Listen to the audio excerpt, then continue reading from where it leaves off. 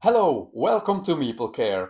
My name is Nicolas, and today I would like to show you how to set up and play Rival Cities. Rival Cities is a game for two players, ages 10 and up, that plays in about 30 to 45 minutes. It's published by Deep Print Games and Pegasus Spiele. Now, before I take you to the northern part of Germany, I would kindly ask you to hit the like and subscribe button. In the 16th century, a small fishing village was founded in close proximity of Hamburg in northern Germany. That small city, named Altona, grew rapidly, and this created a fierce rivalry between both cities. The two cities constantly tried to outdo each other by expanding their commercial fleets, producing goods, and engaging in strategic lawsuits. In 1937, Altona was integrated into Hamburg, but by then the two cities shared a long intertwined history. In rival cities, each player controls the fate of one of the two cities, trying to gain an unbeatable advantage in one of four areas of success. Those being gaining prestige, winning lawsuits, creating the biggest fleet of ships, or have the most alliances with other cities. The player who achieves this the best will become the winner of this conflict. Before I can teach you how to play, let's perform these necessary setup steps. First, you decide who is going to represent the city of Hamburg and who will represent Altona. You then place the game board between the two players so that the player's chosen city name and matching prestige track is pointed towards that player. The red side of the prestige track will be facing the Hamburg player and the blue side will face the Altona player. Take this off-season overview card and place it at the edge of the game board where the bell is located. You then place the bell token onto that spot. In the box you will find 15 basic action cards and 24 special action cards. The basic action cards have a white scroll with an action on the front and a number on their back. You can recognize the special action cards by their identical back, and their action is printed on a yellow parchment on the front of the card. During the game, you will activate the actions on these cards. If it is your first time playing the game, you will first arrange the basic action cards in ascending order from 1 to 15. You then place one card in each of these light-edged spaces around the board, leaving the yellow-edged spaces open for now. When placing these cards around the edge of the board, you will always first fill the space that's to the right of the off-season card. Once finished, you flip all 15 cards face up. During later games, you can shuffle these 15 cards and place them randomly in one of each of these light-edged spaces. You then shuffle all 24 special action cards. You draw 4 cards and you place one card in each of these yellow-edged spaces around the board. You then place this deck of special action cards on its matching space on the game board. During the game, you will discard these special action cards, so make sure to leave some room besides the off-season overview card to create a special action cards discard pile. These are the ship cards. You will use these to create your fleet. Shuffle these 21 cards and place 10 of those cards face down as a ship stack onto their spot on the board. Return the remaining 11 cards face down to the game box. You will not use them during this game. You then draw 4 cards from the ship stack and place them face up in the 4 ship spaces. Making an alliance with other cities is a goal that you try to achieve during the game. Shuffle these 8 alliance cards, draw 4 and place 1 face up in each of the 4 alliance spaces. You then return the 4 other cards face down to the game box. While playing, you will try to win lawsuits. Shuffle these 10 lawsuit cards and place 7 of these cards face down as a lawsuit stack onto their matching space on the board. Return the other 3 cards face down to the box. Then you draw 3 cards and you place them face up in each of the 3 lawsuit spaces.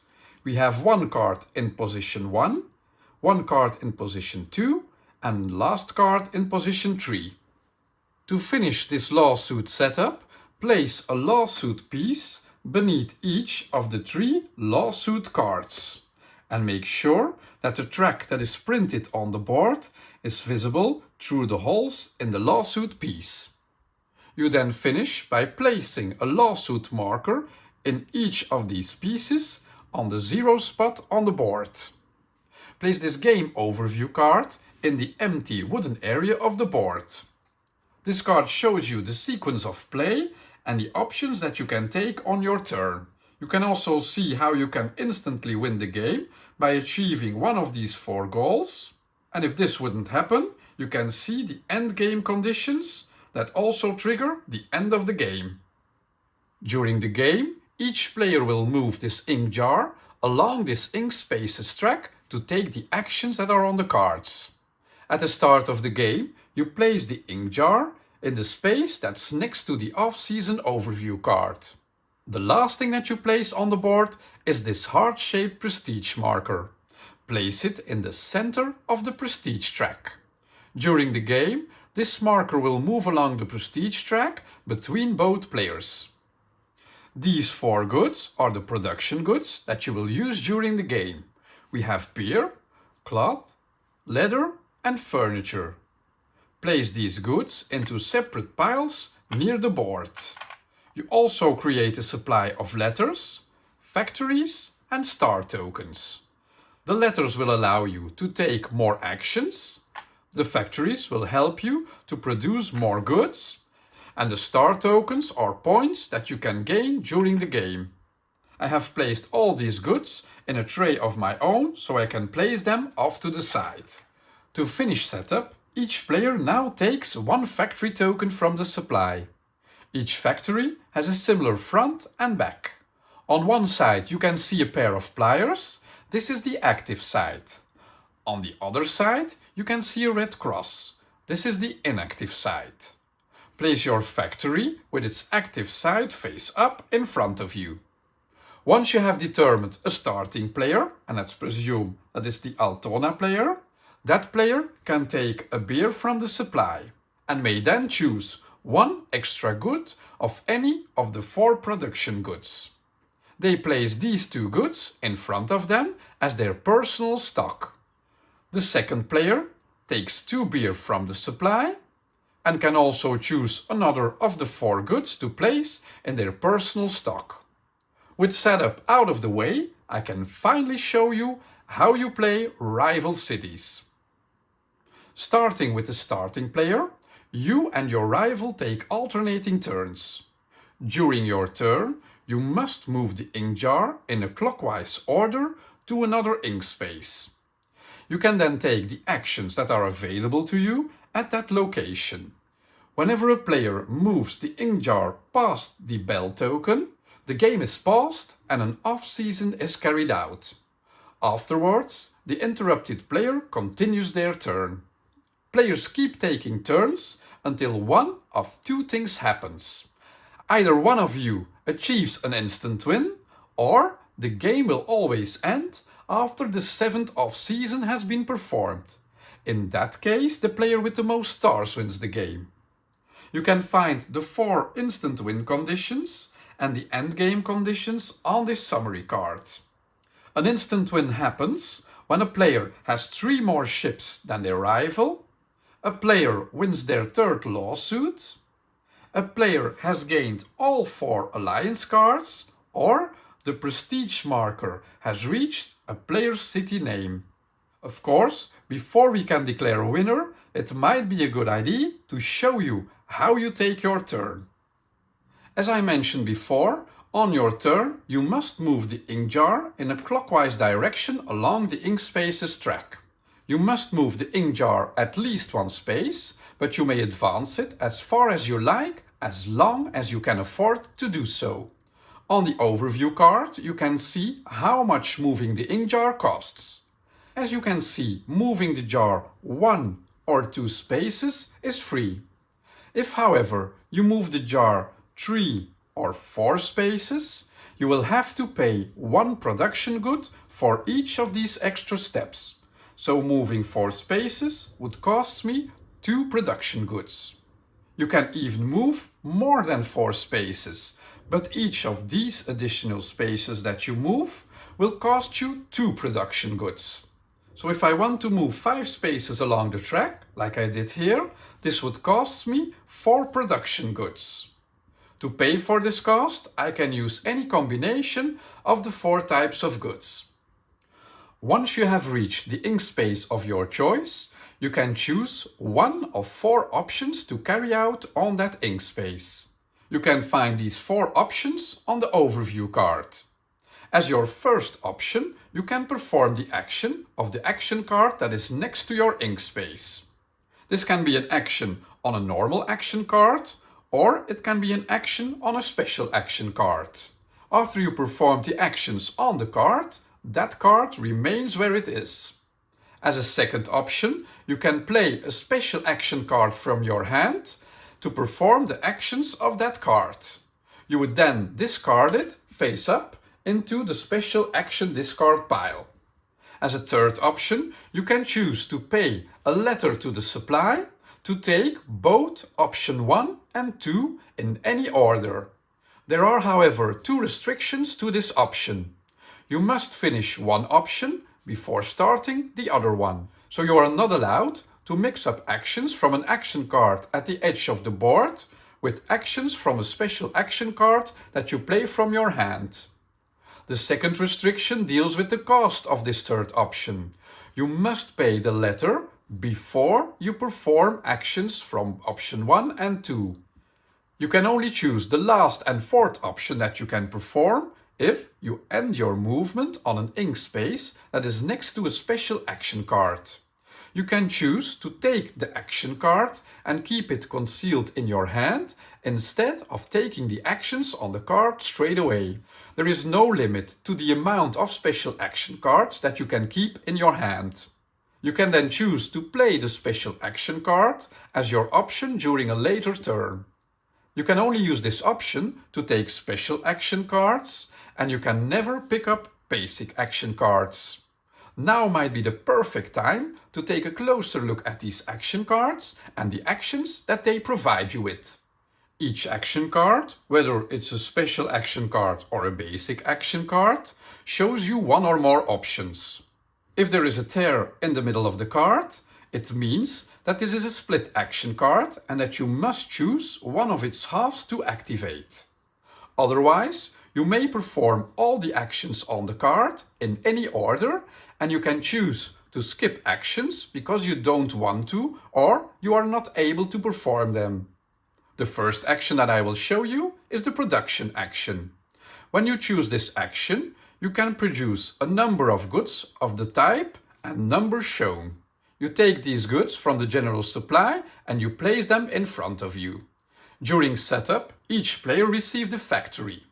If your factory is still face up, showing you the pliers, you can now turn this factory tile face down to produce one extra good, so you can take it from the supply.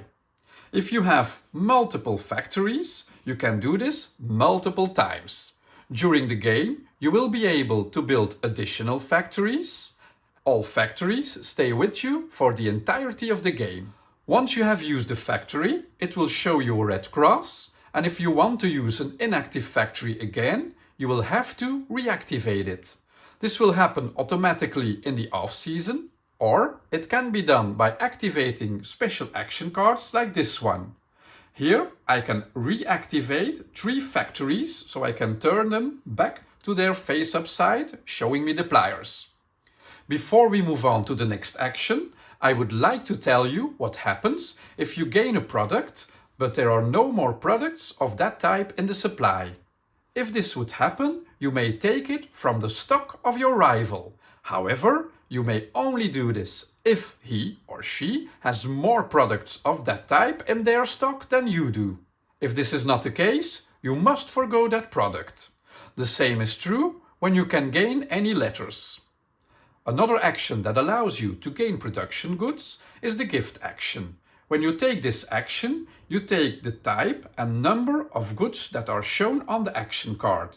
Here, if I activate this special action card, one of its actions is the gift action. Here I can take 2 beer and place them in my stock. If I activate this side of the split action card, I'm allowed to take as a gift one of the 4 types of production goods and I can place it in front of me. If the game doesn't end with one of both players achieving an instant victory, you will count up your points at the end of the game to determine the winner. One way to gain points is by donating production goods. When you take this donating action, you return the depicted number of goods shown on the left side of the arrow, and then you can take the point tokens shown on the right side of the arrow. In the arrow, you can see how many times you are allowed to take this action when you make a donation. So here I would be able to donate 6 beer to gain 2 victory points. If the supply of star tokens runs out, you cannot gain any more. Sometimes you just don't have the right resources to take the action that you want to take. If this would happen, you can take the production swap action, exchanging one of the 4 production goods for one production good of another type. In the arrow you can see how many times that you can swap goods. So here I can exchange a leather and a cloth for maybe 2 furniture. Each time when you activate this symbol, you may take the depicted number of letters from the supply and place them in front of you. As you've already seen, during the game you can pay a letter to take both options during your turn. One option being taking the action of the action card that is next to your ink jar and playing and resolving a special action card from your hand. However, as you can see on the back of each letter, you can also discard a letter and a production good to swap those with a production good of your choice. When you activate this symbol, you may draw a special action card from the action stack that's on the game board and keep it in your hand, hidden from the other players. During the production action, I showed you how to use your factories. This action allows you to build a factory by paying any 2 production goods to the supply to allow you to take a factory and to place it in front of you facing up. Even better is this action. When you activate this symbol, you can take a factory from the supply for free. Again, you place it with its active side facing up in front of you. If the supply of factories is ever empty, you can no longer take any factory tile. One way of instantly winning the game is by moving the prestige marker to your city's name. You move the prestige marker by activating this symbol. For each of these symbols, you can move the prestige marker 1 space in the direction of your city's name, bringing you closer to an instant win. In a minute, I will explain how to perform an off-season. At that time, we will take a closer look at these symbols along the prestige track. On the other side of the symbols, you can see a number of stars. When the game doesn't end with a player obtaining an instant win, you will also add these stars to your score. If you want to grow as a city, it's important to make alliances with other cities. When you take the Form an Alliance action, you can take 1 alliance card from the board, or you can steal an alliance that's in front of your rival. You then place that card in front of you. Taking the card from the board is free. If, however, you steal a card from your opponent, you have to pay him or her a letter to do so. Let's take a closer look at these alliance cards. As a part of setup, you placed all 4 alliance cards on the board. During the game, these 4 cards will either be on the board or in front of you or your rival. Whenever an alliance card is placed in front of you, you gain its benefit as long as that card remains in front of you. This card, for example, awards me with an extra victory point when I take the donation action. So here I can exchange 3 beer for 2 victory points instead of 1, as long as I have the Amsterdam card in front of me. If at any time you have all 4 alliance cards in front of you, you win the game immediately. It's worth noting that when we perform an off-season, you will have to pay an upkeep for each alliance card that's in front of you, but more on that later. Another instant win kicks in if you have 3 more ships than your rival. You can build your fleet by taking the Purchase a Ship action. When you take this action, you can buy one of the 4 available ships from the board. On a ship card, you can see its cost in the top left corner of the card. A ship can provide you with an immediate effect, like this one, allows me to move the prestige marker 2 spaces in my direction, or it can have a benefit for the rest of the game. This one reduces the cost for the next ship that I buy by 1. So buying this ship would cost me 4 beer instead of 5. Just like on the prestige track, each ship also has a number of dark stars in its right corner.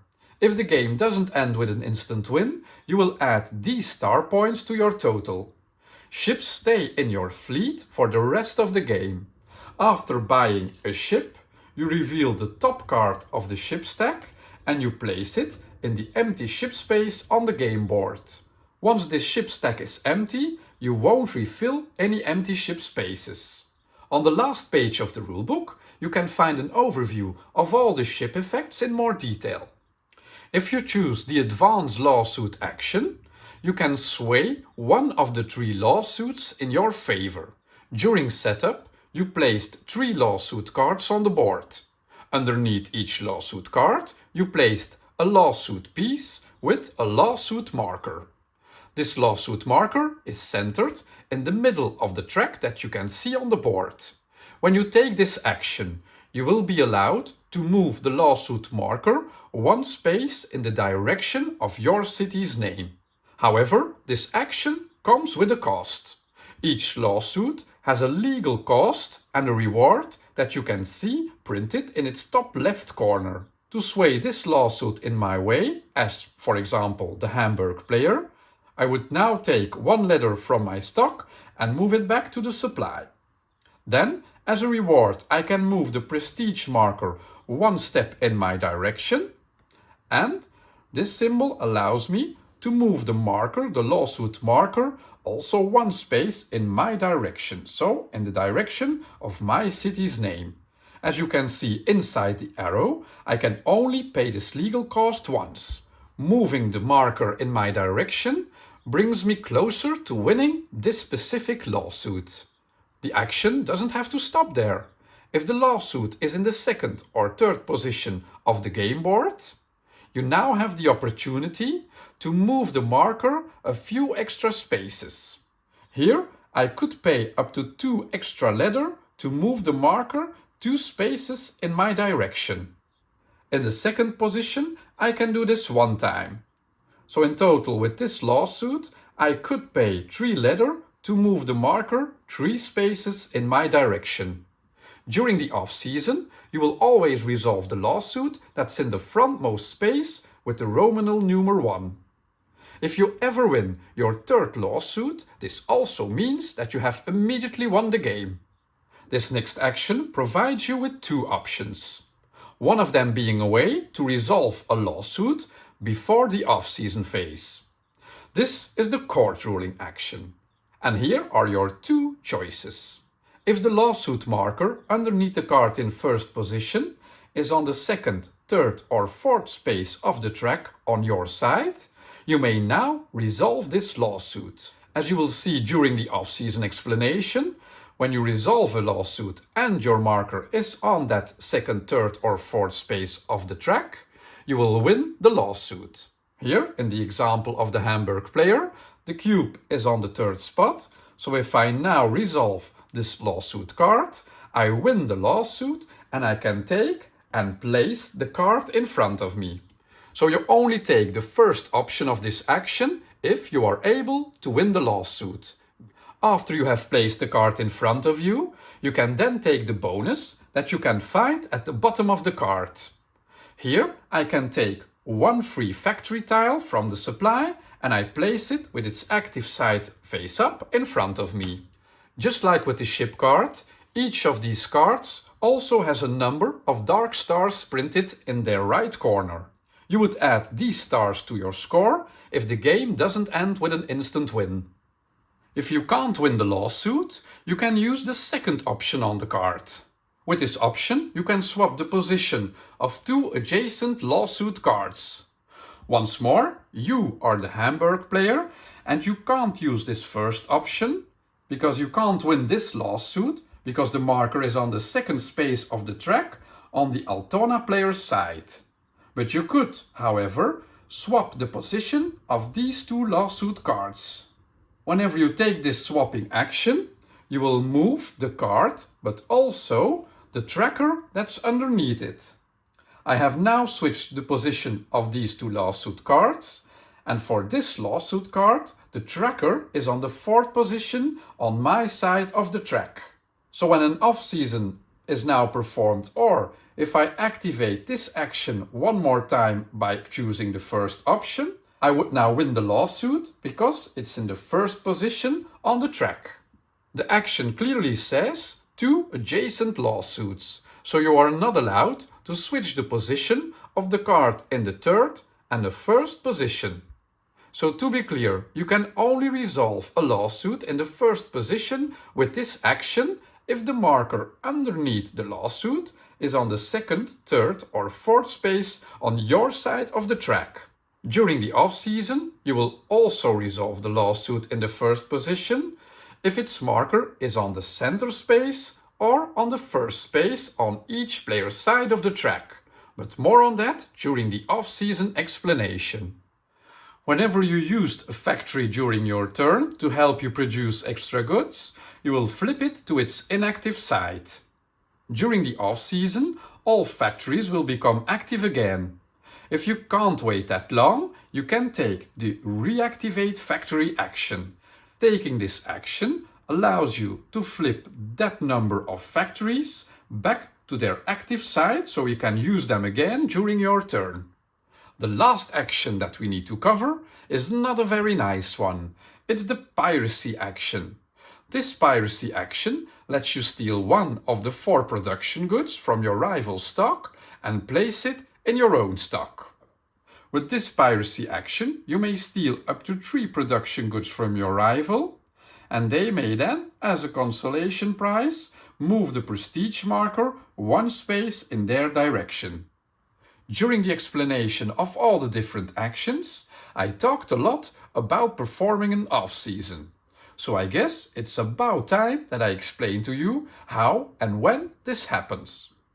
If you or your rival advances the ink jar past the bell space, you first finish your movement, paying any costs if necessary, but then, before you choose an option to take on your turn, you will pause the game and carry out the off-season. To mark this, you then take the bell token and you place it in front of you. To help you carry out the 8 steps for this off-season phase, you can use the off-season card that you placed next to the bell icon during setup. First, you have to pay the upkeep cost for all the alliance cards that you have in front of you. You're also reminded of this off-season step on the alliance card itself. In the top left corner, next to the bell icon, you can see the cost that you need to pay to keep your alliance partner happy. Here I need to pay 1 furniture to keep the alliance card in front of me. If you don't want to or can't pay the cost, you return the card to a free alliance space on the game board. During the second step, you take a look at each player's fleet. The player who has more ship cards than their rival may now perform the Earn Prestige action, moving the prestige marker 1 space into their direction. In case of a tie, nothing happens. Some ship cards have an income effect. During step 3, all players gain the income from their ships. The Altona player would now gain 2 furniture, and the Hamburg player would now gain 2 cloth and 1 letter. The prestige track is not only a way to obtain an instant win, but during step 4 of this off-season, it can also help you to gain bonuses. If the marker is on your side of the prestige track, you now gain the bonuses of that space and all the spaces between your marker and the bell icon. So here the Hamburg player would gain a furniture, a ladder, a cloth and a beer. During step 5, you now resolve the lawsuit that is in the first position of this lawsuit track. During the court ruling action, I already showed you that if at the time of resolving the marker is on the second, third or fourth space of the track on one of both players' sides, that player wins the lawsuit, takes the card and gains the bonus. Remember that winning your third lawsuit instantly wins you the game. If, however, the marker is on the center space between both players, you just return the card to the box. If the marker is on the first space of a player's side, that player now gains a star token from the supply and returns the lawsuit card back to the supply. So no matter the position of the marker on the track, the card will always be removed from this first position. After resolving the lawsuit, you now move the lawsuit piece from this first position temporarily off to the side. You then move the lawsuit card and piece in the position 2 to position 1, and you move the card and the piece that's in position 3 to position 2. You then reveal and place this top card of the lawsuit stack into position 3, and you finish by placing the lawsuit piece underneath it with the marker, of course, at the center of the track. If there are still special action cards along the edge of the board, you discard these during step 6 and you place them face up into the special action discard pile. You then draw 4 new cards from the action stack and you place them face up in the empty spaces. If the action stack would ever run out, you shuffle the action discard pile and you place it face up back to its space on the game board.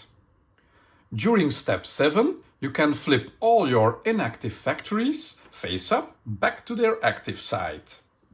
And during the last step, when performing an off-season, you check if at least one of the 4 following end conditions has been met. Because if the game doesn't end with an instant win, for one of both players, the game will end if one of these next 4 situations occurs. You can see a summary of these end conditions on the game overview. The end conditions are triggered if there are no more ship cards or law cards left on the game board, or if there are no more factories or store markers left in the supply. One of these will happen at the latest after performing the 7th off-season. At that moment, the game ends immediately and you would now determine a winner by means of the star scoring. If, however, this is not the case, the player with the bell token would now return the token to its spot on the game board and continue their turn by choosing one of the usual options of the ink space where they had placed the ink jar before the off-season began. So to recap, a game of rival cities can end in one of 2 ways. Either if one of the 4 just mentioned end conditions has been met, or if one of both players achieves an instant win.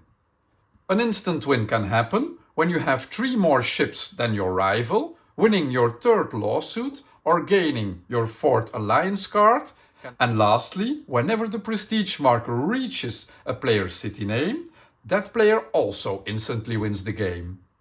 If an instant win doesn't take place, but one of the 4 end conditions has been met when performing an off-season, you would now count your score to determine the winner of the game.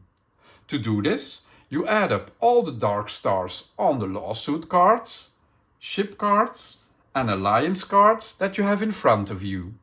If the prestige marker is on your side of the track, you also add the dark stars on the corresponding space to your score.